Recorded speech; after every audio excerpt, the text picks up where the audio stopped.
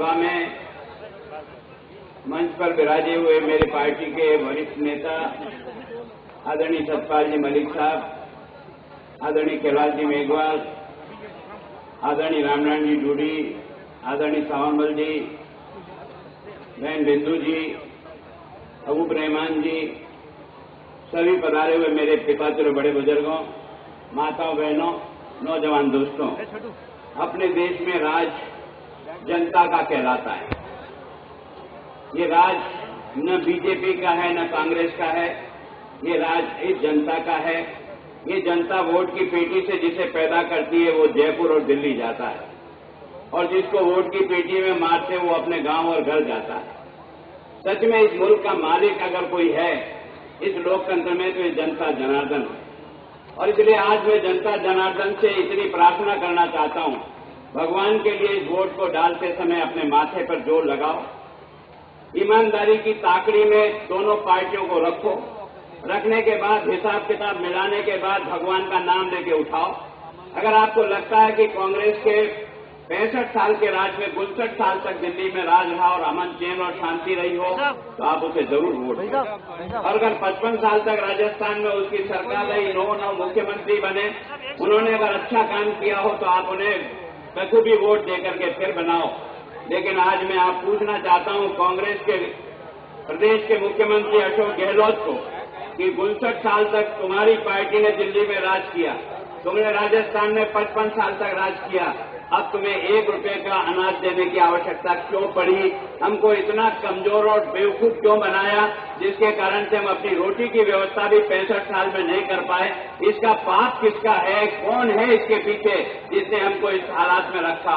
अब कहता दवाई भी फ्री मिलेगी, अब वो कह रहा कि ये भी फ्री मिलेगा, वो मकान भी फ्री बनेगा। ये सब यार 4.5 साल बाद निकलने के बाद कैसे बनता है यार? अगर तू वास्तव में हमारी मदद करना चाहता था तो जैसे ही तेरी सरकार बनी उस दिन इस योजना को लागू करता, तो कम से कम आज उसके थोड़ा बहुत कहीं दिखाई तो देता कि वास्तव में तू भला कर रहा है या क्या कर रहा है। तू तो झुंझुना लटका रहा है, जैसे बच्चा रोने लगता है ना, वो और एक मीठी बीटनी पकड़ा देते हैं ना, वही सोचता है मेरे माँ का स्तन का दूध मिल रहा है। वही चीज धोखाबाज सरकार, इस कांग्रेस के साथ में आपको समझदारी से काम लेना होगा। मैं आज आपको, क्योंकि मैं भी राजस्थान की विधानसभा में बैठता हूँ, वो सत्तारूढ़ दल हैं, उनको आपने खजाने की चाबी दी है। ये मुल्क के मालिक ये खजाना गुलाबचंद कटारिया का नहीं है, वसुंधरा जी का नहीं है, मनमोहन सिंह जी का नहीं है, ये गहलोत साहब का नहीं है। ये खजाना तेरा है, तेरे खून पसीने के टैक्स का पैसा जयपुर का खजाना बनाता है, दिल्ली का खजाना बनाता है। मालिक तो तू है यार, ईमानदारी से हम तो तेरे सेवक और मुनीम बनकर के 5 साल इस चाबी को संभालते हैं भैया। हमारा काम तो इतना ही है, जो तेने खजाना दिया उसको हम 5 साल तक ढंग से खर्च करें। जैसे घर में अपन माँ बाप को ला करके पैसे देते हैं तनख्वाह का, और माँ बाप उसको ठीक ढंग से खर्च करता है, कमजोर बच्चे का ध्यान रखता है, बीमार बच्चे का ध्यान रखता है, जो थोड़ा सा भी अगर अपाहिज हो तो उसका पहले ख्याल करता है, वो घर तो चलता है। वैसे ही आपने चाबी दी राजस्थान के मुख्यमंत्री अशोक गहलोत को 5 साल के लिए। मैं आपको हिसाब इसलिए समझा रहा हूं कि जब तक 5 साल ये पूरे होकर जब वोट के दिनों में आते हैं तो भगवान के लिए यार इनका चोपड़ा उठाओ यार, और चोपड़े में हिसाब मिलाओ। अगर आपको लगता है कि हिसाब में आपको संतुष्टि है कि वास्तव में जिसको हमने खजाना सुपुर्द किया उसने अच्छे ढंग से खर्च करके राजस्थान को आगे बढ़ाया, गरीब को आगे बढ़ाया, हर आदमी का ध्यान रखा, सुविधाओं का ध्यान रखा, तो आप उसे निश्चित रूप से देवो। कोई मेरी उससे नाराजगी नहीं, न तो मेरा कोई बापाती झगड़ा है कांग्रेस से, न कोई अशोक गहलोत से झगड़ा है, लेकिन झगड़ा है तो असूलों का झगड़ा है कि जो खजाना तुझे सुपुर्द किया भले आदमी, उस खजाने का हिसाब तो बताए यार। 5 साल का राजस्थान का पहले वसुंधरा जी मुख्यमंत्री थी, हमने 5 साल तक आपके खजाने की चाबी संभाली। हमें आपने खजाना कितना दिया? सारा का सारा बजट जो 5 साल में हमको आपने दिया वो हमको 50,000 करोड़ रुपया दिया। 50,000 करोड़ रुपया में हमने राजस्थान की हर ख्वाहिश को पूरा कर दिया, हर काम को पूरा कर दिया। मेगा हाईवे भी हमने बना दिया, विद्यालय भी हमने खोल दिए, डॉक्टर भी हमने लगा दिया, सड़क भी हमने बना दी, बिजली भी हमने उपलब्ध करा दी, और 10 लाख बच्चों को सरकारी और गैर सरकारी नौकरी भी उपलब्ध करा दी। हम 50,000 रुपये में इतना उपलब्ध कराए। अब मैं अशोक गहलोत जी आपका चोपड़ा खोलता हूँ। पहले साल का बजट तुमने जो पेश किया राजस्थान की विधानसभा में 8 और 9 में, वो 18,000 करोड़ का था। दूसरा बजट तुम्हारा 24,000 करोड़ का था, तीसरा तुम्हारा 27,000 करोड़ का था, चौथा 36,000 करोड़ का था और अभी पांचवा बजट 40,500 करोड़ का था। इन सबको जोड़ लेता हूं तो ये होता है 1,57,000 करोड़। 1,57,000 करोड़। चलो इस साल का भी छोड़ दें, इसका हिसाब बाद में मिलाएंगे, लेकिन 4 बजटों का हिसाब तो 1,10,000 करोड़ का हो गया ना। 1,10,000 करोड़ रुपया खर्च करने के बाद स्कूल में मास्टर क्यों नहीं, इस सवाल का जवाब दे दे। इस सवाल का जवाब दे दे, स्कूल में मास्टर क्यों नहीं है, अस्पताल में डॉक्टर क्यों नहीं है, सड़क के खड्डे क्यों नहीं निकलते हैं, किसान को बिजली क्यों नहीं मिलती है, मेरे घर में मेरी माँ बहनों को बिजली आती क्यों नहीं है, हमको न्याय मिलता क्यों नहीं है, पुलिस से हमारे साथ जो अन्याय हो रहा है उसका जवाब कौन देगा। इन सवालों का जवाब तो देना पड़ेगा। उसका कारण है राजस्थान के इस मुख्यमंत्री की अयोग्यता इस बात में है, एक भी साल का बजट जो हमने विधानसभा से पास किया उसका पूरा खर्चा नहीं किया। पहले बजट में इसे 2400 करोड़ रुपया बचाया, दूसरे में 3400 करोड़ बचा और जब 10 और 11 में था वो 5600 करोड़ रुपया बच गया था। और अब की बार वाला जो बजट है, मैं ये फिगर इसलिए दे रहा हूं, मुल्क के मालिक यार समझ यार, मैं तो अपनी बात कह के अपने घर चला जाऊंगा। अगर रात डूबेगा तो तेरा और मेरा डूबेगा, अगर ये देश डूबेगा तो तेरा और मेरा डूबेगा, अगर ये प्रदेश डूबेगा तो तेरा और मेरा डूबेगा, अकेले गुलाब चंद कटारिया का नहीं डूबेगा। रे भले आदमी इसको समझने का प्रयास। ये जो अभी बजट हमने 31 मार्च को पूरा किया और जनवरी का मैंने एक प्रश्न लगाया था, मैंने कहा था कि तुमको हमने 36,000 करोड़ रुपए का बजट दिया है 12-13 का, मुझे थोड़ा हिसाब बता दो। 31 मार्च तो 2 महीने बाद आएगा, क्योंकि उस समय विधानसभा चल रही थी। हमने कहा चलो 31 जनवरी का हिसाब दे दो। 31 जनवरी तक आपने इस 36,000 करोड़ में से कितना तो खर्च कर दिया और कितना अभी भी खर्च करना बाकी है। एक एक विभाग की जोड़ में आपको बता सकता हूं और उस सारी जोड़ में जितना खर्च हुआ हमको केवल 19,965 करोड़ रुपया 31 जनवरी 10 महीने के अंदर खर्चा हुआ 19,965 करोड़ रुपया और बाकी 2 महीने में खर्चा करना है लगभग 17,000 करोड़ रुपया। जो सरकार 10 महीने में 19,000 करोड़ खर्च करती है, वो सरकार 2 महीने में 16,000 करोड़ का चूना लगाती है।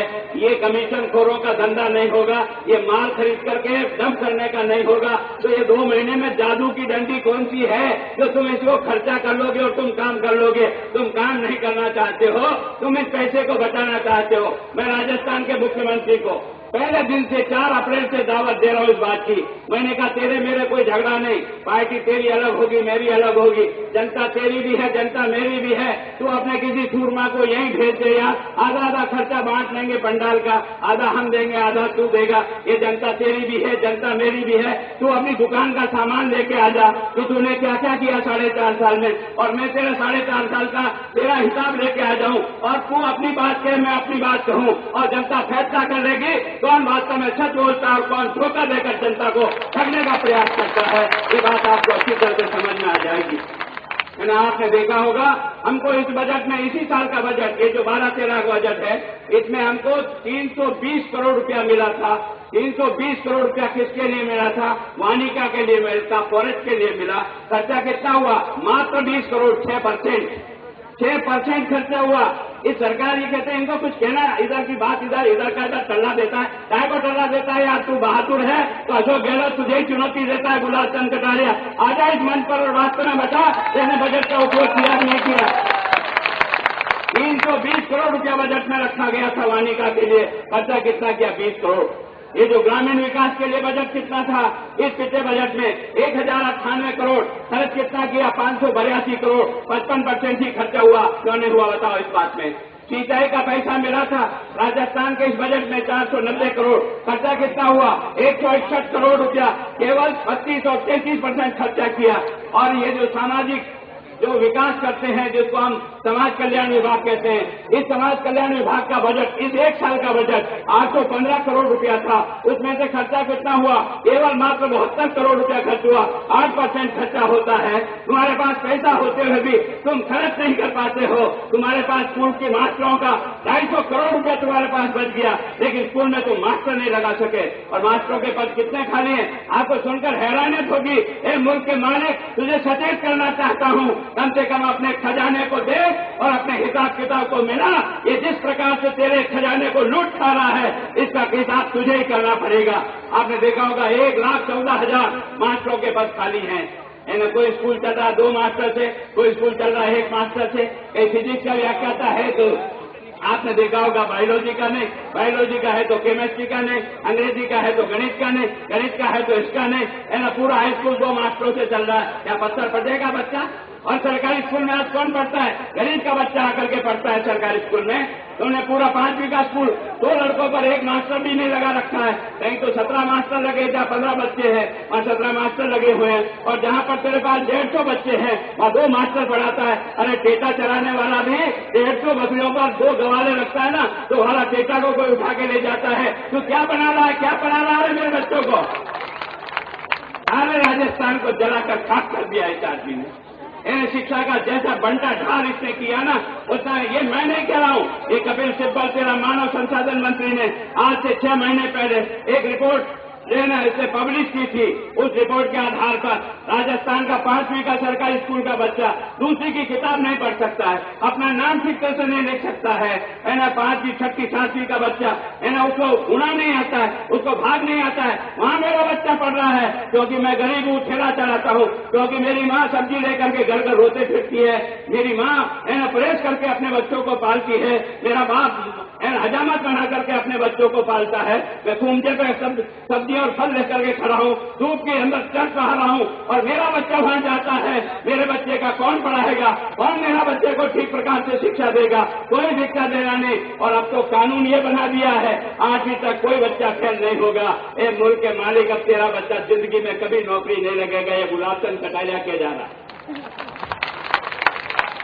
जब तेरा बच्चा 8वीं तक पास, फेल का सवाल नहीं। न मास्टर पढ़ाएंगे, न बच्चा पढ़ेगा, न माँ बाप चिंता करेंगे। अरे मैंने 8वीं का बोर्ड बनाया था जब मैं शिक्षा मंत्री बना था। मैंने 8वीं का बोर्ड इसलिए बनाया था माँ साहब को भी पता रहे कि मेरा रिजल्ट क्या आया है, गांव के लोगों को भी पता रहे कि मेरे स्कूल का रिजल्ट क्या आया, बच्चे को भी पता रहे कि रिजल्ट क्या आया। और जब रिजल्ट 8वीं का बोर्ड का बिगड़ता था ना, तो माँ साहब गर्दन नीची करके गली में से निकलते थे, आवाज देते, अरे मोहनलाल जी मास्टर इधर आओ, इधर आओ, आपका रिजल्ट 20% ही रहा ना। तो माँ साहब की जान नींद उड़ जाती थी। मैंने किसके लिए किया था? उस गरीब के बच्चे के लिए किया था जो अपनी मेहनत से अपने माँ बाप को भूखा रख करके उसकी माँ ठेकरे का कपड़ा पहनकर अपने बच्चों को स्कूल भेजती है, उसका कोई खरीदोरी नहीं है। और आज इस सरकार ने तुम्हारे साथ घोर अन्याय किया। मेरी बात को समझ लेना। अब ये जितनी नौकरियां निकल रही हैं धड़ाधड़ में, तेरा मैं 50,000 भर्ती करूंगा। कैसे करेगा रे भर्ती? ये 50,000 कहता है मैं 10वीं और 12वीं के नंबरों के आधार पर करूंगा। अरे भले आदमी, तू 10वीं 12वीं के बच्चों के नंबर की मेरिट के आधार पर है ना, तू LDC लगाएगा, तू और कोई मास्टर लगाएगा। तू ये जो मेरिट का नंबर जो देख रहा है ना, इस मेरिट में बता मेरा ये सरकारी स्कूल का बच्चा कहाँ टिक रहा है? मेरा सरकारी स्कूल का बच्चा तो 3 रैंक लेके 3rd डिवीजन पास हुआ है, 2nd डिवीजन पास हुआ है, क्योंकि वहाँ न मास्टर पढ़ाता है, न तुम चिंता करते हो, न तुम्हारा कोई निरीक्षण है। वो टाई लगा कर जो सरकारी स्कूल के बाजू में इस प्राइवेट स्कूल में जाकर के पढ़ता है 500-400 रुपए की फीस देकर के, वहाँ बच्चा 80% नंबर लाता है, 70% नंबर लाता है। अब जिस दिन नौकरी का रिजल्ट आएगा ना, एक मुल्क के मालिक मेरी बात को समझ जा। अब तेरा बच्चा न चपरासी रख सकता है, न मास्टर रख सकता है, न LDC रखता है, क्योंकि तेरे बच्चे के परसेंटेज बने ही नहीं। इसके कारण से तुझे नौकरी से बाहर निकालने का एक षड्यंत्र राजस्थान में हुआ है। कौन करेगा इस बात का विरोध? आज शिक्षा को जैसा कबाड़ खाना बना दिया। मैंने विधानसभा में कहा तुमने राजस्थान में 33 विश्वविद्यालय नए बनाए। ये 33 विश्वविद्यालय कोई किसके हैं? ये जितने धंधा सेठ है ना, जो कभी फैक्ट्रियां चला करके धंधा कमाते थे, वहां तो कम से कम कभी घाटा भी लगता था, कभी मुनाफा भी होता था, तो मेहनत भी करनी थी। अब आजकल विश्वविद्यालय खोलने के लिए कोई मेहनत नहीं करनी पड़ती है, एक बड़ी बिल्डिंग बनानी पड़ती है, उसमें फर्नीचर लगाना पड़ता है, 15-20 करोड़ रुपए का खर्चा करो और उसमें आप वाइस चांसलर भी बन जाओ। सारे घर वाले पोते पोतियां जितने भी घर वाले हैं वो सारे के सारे एक यूनिट बना दो और पूरा का पूरा संगठन बनाकर फिर डिग्रियां बेचो और खाओ। हिंदुस्तान में गरीब का बच्चा रोएगा या मरेगा, तुझे विश्वविद्यालय से क्या लेना देना है? अरे सरकार से देखो हो क्या गया है। अरे प्राइमरी स्कूल की मान्यता के लिए भी पसीना बहता था, तब प्राइमरी स्कूल की मान्यता मिलती थी। 8वीं की मान्यता लेनी पड़ती सरकारी स्कूल की और उसके लिए भी पसीना बहाना पड़ता। अब तो साला 2 करोड़ रुपया जमा करा दो, राज्य के जाने में इतने बाई इतने का प्लॉट ले लो, इतने कमरे और बिल्डिंग बना दो, और बिल्डिंग बनाने के बाद डिग्रियां बेचने का धंधा करो। मैं आज चुनौती से कह रहा हूं राजस्थान के गृह मंत्री को और राजस्थान के गृह मंत्री और राजस्थान के मुख्यमंत्री को, पिछले इन 2-3 सालों में जितनी पीएचडी राजस्थान में इन प्राइवेट विश्वविद्यालय ने की, इसकी एक सूची पब्लिश करो। ये जो टीचर जिनको डॉक्टर तुमने बनाया ना, ये डॉक्टर जो है चपरासी लायक भी नहीं है, लेकिन तुमने डिग्रियां 2-2 लाख और 5-5 लाख में दे करके सबको डॉक्टर बना के खड़ा कर दिया। और इसके कारण से जब कभी भी कॉलेज में वैकेंसी निकलेगी तो डॉक्टर होना आवश्यक है। ये सारे के सारे 3rd डिग्री के डॉक्टर आकर के उसके बड़े बाप की औलाद के कारण से वो तो आपका लेक्चरर बन जाएगा, वो रीडर बन जाएगा, और मेरा ये गरीब का बच्चा टॉपर होने के बाद भी जगमार करके वापस आएगा। और इसलिए दर्द को इसलिए कह रहा हूं कि राजस्थान की विधानसभा में मैंने और मेरे साथियों ने इस विषय को बहुत गौर से उठाया। मैंने कहा राजस्थान के मुख्यमंत्री, आप जोधपुर से आते हो, जोधपुर आपका स्वयं का विधानसभा क्षेत्र है, वहां के विश्वविद्यालय जोधपुर विश्वविद्यालय ने होगा, हमने विधानसभा में प्रश्न पूछा। हमने कहा ऐसे कितने बच्चे हैं जिन्होंने इस 25-12 के बाद अपनी पीएचडी की डिग्रियां पूरी किए, अपनी क्वालिफिकेशन पूरी किए। आपको सुनकर आश्चर्य होगा, 90% जो लेक्चरर और प्रोफेसर बने उन सब ने अपनी डिग्रियां 25-12 के बाद ये 3rd डिग्रियां लेकर के वो सारे के सारे नौकरी पे चढ़ गए, और रात को उनको नौकरी ज्वाइन करा दी। सवेरे कोर्ट में गए तो कोर्ट में इसलिए स्टे नहीं मिला क्योंकि किसी न्यायालय की न्यायाधीश का बच्चा उसमें सेलेक्ट था, किसी नेता का बच्चा और बच्ची उसमें सेलेक्ट थी, यानी जितने सिंडिकेट के लोग थे उनके बच्चे उसमें मास्टर बन गए, और जिन बच्चों ने गोल्ड मेडल ले रखा है वो झक मार करके अपना माथा फोड़कर वापस आ गए। ऐसा न्याय है? ये लोकतंत्र का तमाशा है? अगर आप अपने बच्चों का भला करने के लिए नहीं चिंता कर सकते हो तो मैं क्या कर सकता हूँ? मैं तो आपके सामने अपने दुख दर्द को ही कह सकता हूँ। मुझे लगता है कि राजस्थान का इस मंत्रिमंडल में एक कौड़ी का काम नहीं किया पूरे के पूरे 5 साल। कहता है मुफ्त दवाई देता हूँ, बहुत अच्छी बात है, धन्यवाद तेरे को। गरीब के बच्चे को अगर बीमारी में 2 दवाई की गोली मिलती है तो मैंने उसको विधानसभा में भी उनकी तारीफ की, लेकिन मैंने कहा ये माहे कम से कम यार गोली देने वाला डॉक्टर को भेज दे मेरे गाँव में यार, जो कम से कम पर्ची पे लिख देगा कि तेरे को दवाई क्या चाहिए। मेरे गाँव में डॉक्टर नहीं है, और मेरे गांव में जब डॉक्टर नहीं है तो मेरे यहाँ से मुझे या तो उदयपुर जाना पड़ता है या तो और किसी सेंटर में जाना पड़ता है। वो गांव से बावड़ा चलकर दिन भर अपनी मजदूरी छोड़ता है और आकर के वहाँ डॉक्टर को दिखाता है। पहले तो 4 घंटे तक वहाँ धक्के खाते रहो, और धक्के खाने के बाद 3 दिन की गोलियां देता है, जो गोलियों का असर हो या न हो, पर क्योंकि जेनेरिक दवाइयां ले जाना है, डॉक्टर भी मजबूर है, हम भी मजबूर हैं, और वो 15-18 रुपए की गोलियां ले जाते हैं, जिन पर की 200 रुपए की मजदूरी छोड़ते हैं, 22 रुपए का टिकट किरत करता है। क्या योजना है तेरी यार? कम से कम समझा, राजस्थान में 30% डॉक्टरों के पद खाली हैं आज की तारीख में। अब कहता मैं सब भर दूंगा, ये 4.5 साल तक तो नहीं भरता। अब अचानक तेरे को एकदम ये भगवान का रूप कैसे ज्यादा हो गया? अपने यहाँ कहते हैं ना, जब आदमी मरने लगता है ना तो लास्ट के दिनों में उसको सब अच्छे अच्छे कर्म याद आते हैं। ये भी मुझे करना चाहिए, ये भी मुझे करना चाहिए, ये भी मुझे करना चाहिए। सरकार को लगा गया जा तो रही है, अब अपने बाप का क्या बिगड़ता है? ये जो पैसा जितना बचा है ना ये सब बांटो, ये खैरात बांट डालो, और खैरात बांट करके लोगों को खुश करके और वोट ले लो। फिर बिना साबुन की हजामत करने के लिए फिर 4-4.5 साल का पाचना मिल जाएगा, ताकि इसकी घोट घोट करके साथ कर देंगे। अगर इसके बाद भी आप ये जनता नहीं समझती है तो ये मेरा दोष नहीं है, ये आपका दोष है। मैं कहना चाहता हूँ चाहे बीजेपी हो चाहे कांग्रेस हो, दोनों को चाकरी के तराजू में रखो, उनके कामों को रखो, ईमानदारी से रखो, और रखने के बाद हिसाब लगाओ। आपने अटल बिहारी वाजपेयी को हिंदुस्तान का प्रधानमंत्री केवल 6 साल के लिए ही बनाया था, बाकी तो 59 साल तक तो कांग्रेस का ही प्रधानमंत्री रहा। लेकिन हिंदुस्तान का कोई प्रधानमंत्री का बंदा ये कोशिश नहीं कर सका कि इतनी बढ़िया रोडे बनकर के देश को जोड़ा जा सकता।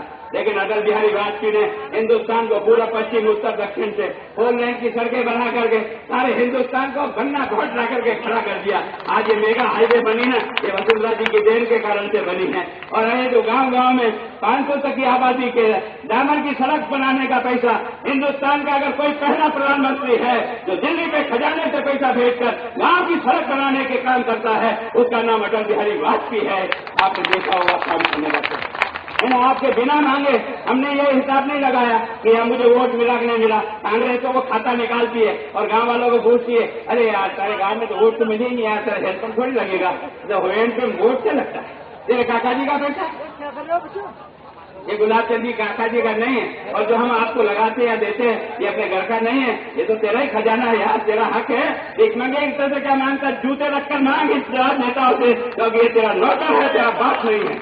दुर्भाग्य मेरे देश का 65 साल के बाद भी जिसको हमने नौकरी दी वो हमारी खोपड़े पड़ रहा है। ये जो आपका कलेक्टर होगा, एसपी होगा, डीवाईएसपी होगा, ये डॉक्टर होगा, इंजीनियर होगा, ये गुलाब चंद कटारिया प्रतिपक्ष का नेता होगा, ये गाड़ी लेकर के आया जो सरकारी पेट्रोल फूंक रहा है, जो उसके बात का नहीं है। ये मुल्क के मालिक तेरे खजाने के पसीने का पैसा है जो मैं ये उपयोग कर रहा हूँ। उस उपयोग करने वाला हमारे साथ न्याय नहीं कर रहा। और आपको क्या लगता है, आपको काम इन बड़े नेताओं से थोड़ी पड़ता है, हमको तो काम पड़ता है पटवारी से नकल लेने जाते हैं, कहता है यार 500 रुपया दो, अरे यार देना पड़ेगा। थाने में काम पड़ता 1000 रुपया लावे, अच्छा देना पड़ेगा। डॉक्टर से काम पड़ता देना पड़ेगा, तहसीलदार से पड़ता देना पड़ेगा, एचओ से देना पड़ेगा, फला को देना पड़ेगा। जिसका बाप चोर ऊपर बैठा दिल्ली में, उसकी औलाद चोर पैदा होती है, उसमें देखो सारे देश को भ्रष्टाचार की भट्टी में 65 साल में इस कांग्रेस ने जलाकर खाक कर दिया। सारा देश, जो देश आजादी के लिए सरफरोशी की तमन्ना आज मेरे मन में है, देखना का बाजू में कितना जोर है। अरे यारो, फांसी के तख्ते पर चूड़ने वाला भगत सिंह और वीर सावरकर तुमसे पूछता है मुल्क के मालिकों, क्या हमने तो आजादी के लिए इसलिए मरे थे कि आजादी के 65 साल के बाद ये सारे के सारे सफेद पोश डाकू हिंदुस्तान की जनता का गरीब का पैसा खाकर अपनी औलाद को मोटा करने का धंधा करने लग जाएंगे। सारा हिंदुस्तान का राजनेता और राजनीतिक पार्टियों की जो गिरावट आई है, लोगों को नफरत होती है। कई बार मैं भी जब कपड़े कलर का पहन करके गाड़ी में बैठता हूँ, अनजान आदमी मुझे जानता नहीं, मद्रास की ट्रेन में बैठा हूँ, छोटे छोटे 18 साल के बच्चे हमारी ड्रेस और शर्ट को देख कहते हैं ये चोर बैठा है, चोर बैठा। ये मैं हंसाई के लिए नहीं कह रहा, ये मैं हंसी के लिए नहीं कह रहा हूं, मैं ईमानदारी से छोटे छोटे बच्चे आजकल के नेता पर जिस प्रकार का कमेंट करते हैं, वो वास्तव में ऐसा लगता है कि नेता वो सरफरोशी की तमन्ना वाला था या घर लुटा करके जनता की सेवा करने वाला नेता कहलाता था। आज चोर, लुटेरे और बदमाश जो है ना, इस देश की नेतागिरी कर रहे हैं। इस देश का दुर्भाग्य ये जो सारा भ्रष्टाचार है ना, जिसमें आपने अशोक गहलोत मेरे जैसे एक दुपट्टा डालते और कहते हैं महात्मा गांधी का चेला है। बहुत अच्छी बात है, महात्मा गांधी के चेले, केवल दुपट्टा डालने से महात्मा गांधी नहीं होता है। भैया थोड़ा सा मेरे को हिसाब बता दे कि तेरे राज में कितने कपड़े हुए हैं, तो इसका जवाब दे दे मुझे। और हाथ चिंतक नहीं करता है, आधे टेढ़ी बातें करता है। वसुंधरा जी ने ये कह दिया, वसुंधरा जी ने कह दिया, ये बता ना गुलाब चंद कटारिया ने क्या कहा और उस सवाल का जवाब क्या है तेरे पास, उसको दे के बता। राजस्थान का ये जो दक्षिणी, ये जो हमारा मरुस्थली क्षेत्र है ना, वहां से बीकानेर से लेकर के बाड़मेर तक, ये सारा बॉर्डर किसने बेचा बता? ये सारा बॉर्डर बेचने वाला कौन है? कौन है इसकी रजिस्ट्री कराने वाला? और ये सारा जो 25,000 हेक्टेयर जो जमीन तुमने बेची है, इसकी सारी रजिस्ट्रियों को निरस्त क्यों नहीं करता है? जब तुझे पता है कि गलत लोगों ने गलत नामों से रजिस्ट्रियां कराकर इस जमीन को बेचा है, उसका जवाब नहीं देगा? तो इस बात का जवाब दे, ये वडेरा कौन है? ये रॉबर्ट वडेरा कौन है? किसका दामाद है? ये सोनिया का दामाद हो सकता है पर हिंदुस्तान का दामाद नहीं है। क्या मजाक करिए तेने? हमारा पूरा का पूरा बीकानेर से लेकर के किसानों की जमीन को कोड़ियों में बिकवा दी। 35-35 हजार रुपए में सारे किसानों ने रजिस्टर करा करके रॉबर्ट वडेरा की कंपनियां, 12 कंपनियां, एक दो नहीं 12 कंपनियां बनाकर है ना, हमारे पूरा का पूरा बीकानेर का ये जो सारा का सारा पोखरण का और ये जो सारा एरिया है, ये सारा का सारा उससे खरीद किया। 10,000 हेक्टेयर जमीन खरीदी। एक मुल्क के मालिक ये बता, अगर एक सीलिंग एक्ट लागू होता है राजा महाराजा पर, तो इसे वडेरा पर लागू क्यों नहीं होता? वो सीमा से अधिक जमीन कैसे खरीद सकता है? कानून उसको अधिकार कैसे देता है इस तरह की जमीन को खरीदने का? लेकिन क्योंकि बड़े बाप की औलाद है इसलिए वो खरीद सकता है। और इसमें भी आश्चर्य होगा आपको, मैं आपको आश्चर्य की तरफ ले जा रहा हूँ, उसमें भी वडेरा का एक फुट की गोड़ी नहीं है। इसने 65,000 करोड़ का लोन लिया, 65 करोड़ का, 65,000 नहीं, 65 करोड़ का लोन दिया, बिना ब्याज के लोन दिया। कोई है आपको और मुझे 65 रुपये भी कोई बिना ब्याज के लोन दे दे? हमको तो 65 रुपये भी कोई बिना ब्याज के नहीं देता है। इसको 65 करोड़ रुपए का लोन दे दिया और उसी लोन से 35-35 हजार रुपए में 10,000 हेक्टेयर जमीन को इसने खरीद ली। और खरीदने के बाद उसका मालिक बनकर के, उसका डायरेक्टर बनकर के, उसका जो है ना अधिकारी बनकर के बैठ गया। और थोड़े दिन बाद, 6 महीने बाद, क्योंकि ये सब पता था अशोक गहलोत को, ये मालो माल कैसे बढ़ेगा, कैसे पैसे कमाया जाएगा। और उसके बाद में घोषणा की, क्या घोषणा की? ये कहा कि ये जो एरिया है ये आपका सोलर एनर्जी का हब बनेगा, यहाँ सोलर एनर्जी पैदा होगी।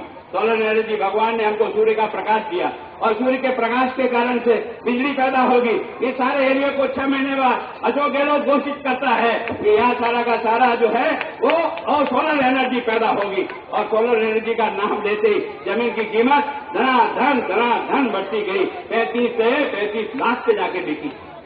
35,000 की जमीन को 35 लाख रुपए में रॉबर्ट वडेरा बेच करके रातों रात अरबपति और खरबपति बन गया।